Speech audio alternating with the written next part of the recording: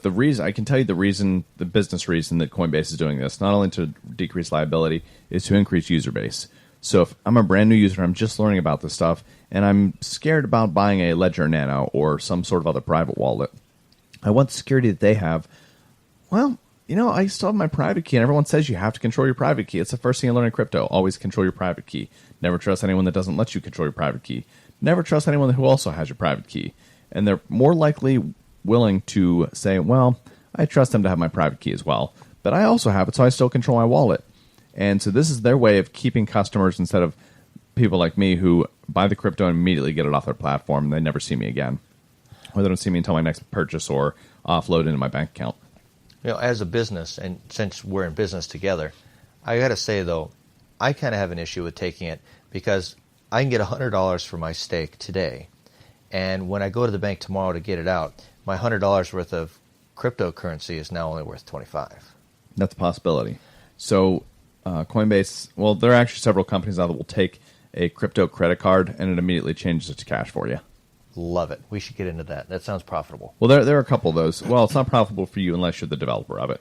You as the user, you're increasing your user base and customer base there. And so that's actually where I think we could tap into a somewhat neglected market is by accepting crypto. And so if you could get your Coinbase account and then you just set that up to your private bank account to send money there, I mean, things become a lot easier because just at the end of every day, you click to sell all your crypto and it goes right to your bank account. Goddamn Hawaii, we can't even do it. So, yeah, and you have to set up in another state because fucking Hawaii requires you to be then a money changer. So this is some stupid bullshit. You have to, as a money changer, you have to keep on the same amount of cash as the crypto you sold. So if I sell you $100 of Bitcoin today and tomorrow it goes up to $150 worth, I have to have then $150 of cash on me.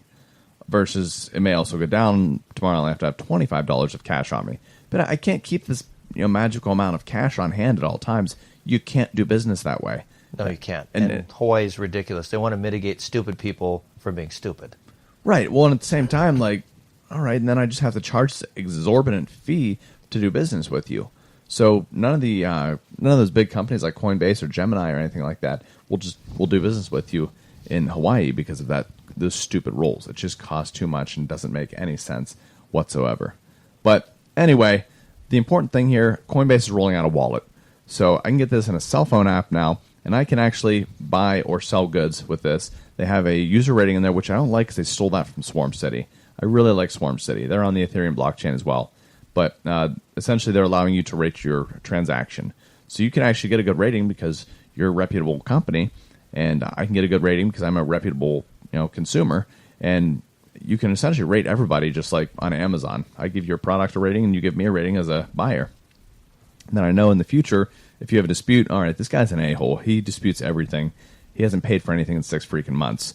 No, we're not giving you a refund. Or we will give you a refund because we see you have a long history of doing good business. And maybe this one person, you just had a bad transaction. That's an interesting idea. It's almost like an absolute democracy. Yeah. And I mean, those have their ups and downs. They do have their downs. As everything in free market does. Anyway, let's move on a little bit from this, though. I think crypto is a great thing. I do see a good future in it, but until we actually see a wallet where you can exchange a U.S. dollar pegged cryptocurrency, I don't see user adoption because of exactly what you mentioned there. Nobody wants to take the chance of, I just sold $700 of merchandise tonight, and by the time I make it to the bank on Monday, it might be $200 or it might be $1,000. Like, great, I want it to be $1,000. However, I don't want to take the gamble of it being $200. Right, absolutely. As a business, you're going to lose your ass. Well, or you could make a lot, but it's still you don't want the uncertainty. So far, the chances of losing your ass is much greater than the chances of making. So there was that short bubble, and then that bubble was a freaking year long. Yeah, but had you got in at the end of that bubble because you can't see the future, you could have accepted cryptocurrency. I'm a millionaire on this one transaction, and then boom, you're absolutely penniless. As an individual, I'm willing to take that risk of putting $100 or $200 in and losing it, or having it make $1 million. As a business, you just can't afford to make that gamble. No, you can't because you'd be out of business in overnight. Right. So no, I agree with you. I get your point there. So I want it. I really want it to work. I like the idea of crypto. It's just a matter. I mean, let's say tomorrow the Chinese drop a pinch, which is an electromagnetic bomb. Everything electronic goes out for a 200-mile radius. You only have cryptocurrency. Guess what? Oh yeah, no, you're screwed. You're fucked. Completely inaccessible. And in those cases, that's when silver and gold actually make sense. In some ways, I got to say, land and food production are the greatest. What do you call that? Stability there is, because even the land might be able to be taken away as long as you're growing food. Everybody wants you to keep that land. Yeah, I mean, I don't know, or they just come take it from you and murder you. Well, that too, but chances are, with how many people do you actually know how to grow their own vegetables? For God's sakes, valid point, but people Yes. are generally stupid. There really are. And so they lack any foresight whatsoever. Just like the Hawaiian politicians who have these stupid rules in place, they lack any foresight. Their only immediate concern is controlling people and controlling money. And this brings us perfectly to our next point of stupid people who have banned solar panels in some states or some cities. North Carolina, I believe it happened. So I don't know how you can be so fucking dumb that you genuinely believe that solar panels not only drain the sun of its power, but also force the sun to create more power or give out more power, and will then make it die faster. It was in North Carolina, and basically they believed that by putting a solar panel in as it captured the sun's rays, that it was actually sucking the sun dry. Seriously, who's stupid enough to believe something like this? Well, it's like Hawaii politicians. They're dumb enough to completely have it's an absolute ban of nuclear power. I mean, there's some rational fear behind that at least. Okay, Fukushima, and then you got Chernobyl. You got 3 Mile Island. Name me some more off the top of your head nuclear power issues really fast. No, that's it. Those are the only ones I can think of at all. Well, okay, there are literally like 500 different they're nuclear all across plants. the world, all across the United States even. We can only name 3? Right. Okay. Well, that's what I'm saying. That whenever it does go bad, it goes really bad. Okay, well, agreed. But 3 Mile Island was relegated to 3 Mile Island. It was away from everybody. Chernobyl was really bad, but then again, the Russians, I mean, everything melts down there. Their submarines, their ships. We're not going to worry about Russia because they're just dumb. They got great tech. They're too cheap. Well, if they were good at anything, how come we haven't seen a Russian car in America? That's true. Or anywhere That's else true. in the world. Yeah, screw. I mean, the Japanese are doing fine. Then you've got Fukushima. Unforeseen, ginormous earthquake. Okay. So they'd And actually tested against earthquakes. They tested against tsunamis, and they tested against a meltdown. They did not test against all 3 at the same time. Right, and which is a random thing that happened. I mean, how can you expect an earthquake, a tsunami? You know what I'm saying? I don't know. It makes sense looking back on it, but as they always say, hindsight's 20/20. It's only affecting a small area in Japan, okay? And they can wait it out for a little bit. And there is new types of nuclear power. I mean, for one, we've got a technology that goes back to the 50s called a molten salt reactor. It's based on thorium. You put like lithium, thorium, and a couple other types of metal salts together, and like a 1/4 ounce of actual uranium, and it produces its own uranium by enriching the other chemicals around it, filters everything out. There's no such thing as a meltdown. That's cool. That's really cool. Yet it's not allowed here in Hawaii. Well, again, there's an ounce of rational fear mixed with a gallon of reality and modern technology that they just refuse to utilize. Not to mention stupidity. Like, literally, solar panels do not drain the sun, and wind power does not deplete the earth of wind. You can't fix stupid. Yes, you cannot fix it. You can fix ugly, but not stupid. We might have a fix for stupid here, like New York City. Maybe they'll just go broke. Because these retards, I mean, we're no big fan of Amazon. And I really want you to share your stories about Amazon here in a second. But sure, I'm not a big fan of unions either. But there is a balance to be had. Indeed. So New York City, the Queensboro of Long Island, decided they do not want Amazon's second headquarters. This was about 25,000 jobs between there and North Carolina, so maybe 12,000 jobs. And those aren't exactly low-paying jobs. But New York City decided that they would rather go without that. Which, I mean, and they don't want the corporate welfare. Their idea of corporate welfare and mine are very different. Mine is just that, well, the tax policy there where they're just going to go, I think, a decade without paying any taxes.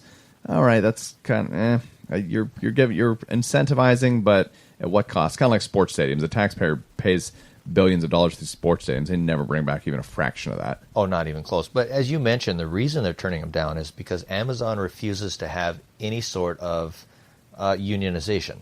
And nobody wants that shit. The unions have outlived their usefulness at this point. They've gotten too powerful, and they're just corrupt. Absolutely right.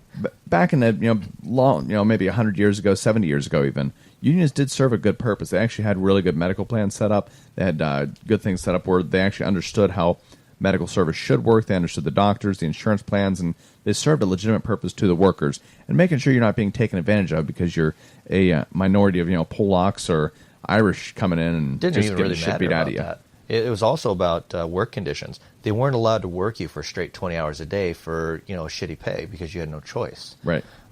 So they did have an equalization to show that it is worth it to pay your people the right amount of money because you get loyalty and hard work, and you're still profitable. And negating some of the risk factors of, hey, you do have to have an environment to work in to which you're not going to die.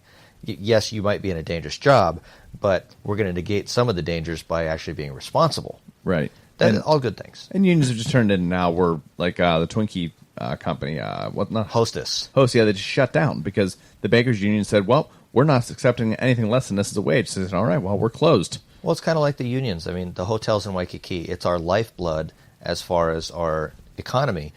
So everybody just goes on strike because they want an extra $3 an hour. And next thing you know, half the hotels are closed down. Or the bus shuts down, which takes the workers to the hotels. They shut down for like 2 weeks. And next thing you know, everybody has to walk 8 miles or 10 miles to work. They're not going to do that. So everything shuts down. And because these unions have gone to such great lengths to work with the state to put the regulation in place that they're the only ones allowed to do anything. So you've essentially built an entire state system around a union.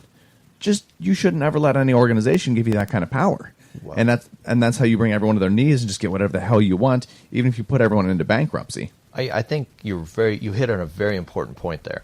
Making legislation to protect a company like we do for HECO, the Hawaiian Electric Company. Literally, they're the only ones who can pass any laws about electric. So if you want to put a solar panel on your house, you can't do it without being part of the grid. You cannot detach yourself from it at all. And that's incredible. It is. How they have any say whatsoever on what the hell you do in your own house. If you wanted to, let's say we wanted to go buy our own molten salt reactor and put it here. Let's say we don't have to worry about that total ban on nuclear power. Let's just say you wanted to do this. You couldn't do it because the Hawaiian Electric Company would say no. Yeah, no, they want to maintain their corner on the market. That is it. That is the true definition of a monopoly. Absolutely. I thought we had like laws against monopolies. Only whenever it pisses off a politician. You got the right stupid politicians in the right place ready to take your money. I'm ready for one of those guys. We need to bring some back. But I got to tell you, Amazon, they will pay their people a fair wage, give them all the benefits that are required by law without needing a union. On the other hand, though, I got to tell you, I'm not a fan of Amazon in some ways. I mean, from what we were talking, I don't want to buy a shirt from Amazon.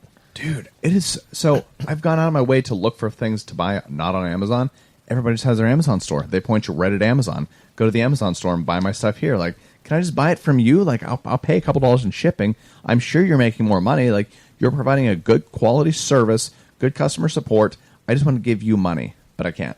Right. Well, I mean, for $30 a month, within a reasonable amount of sales, you can sell on as much as you want on Amazon, and then they'll kick up the price. But what people don't tell you is, I've got a good friend. He owns Ozeri, one of the top-selling brands on Amazon. How do you spell that? Ozeri. Okay. I'm going to put that in show notes for anybody who wants to look it up. Yeah, I mean, like the green earth pan. Like, if there's something that is out there, they tend to they'll manufacture it for a cheaper price and sell it. But Amazon, what they do is they have a planned obsolescence program that I'm kind of not happy about. So he's got like the number one selling kitchen scale in the market, and he's doing great. And then one day Amazon's like, well, hey, you have to offer free shipping now, and we don't want you to adjust your price at all. So he factors it in and says, okay, fine, we're selling a couple million of these a year. Let's go ahead and throw in free shipping. So they lose $4 or whatever, but he's making money still.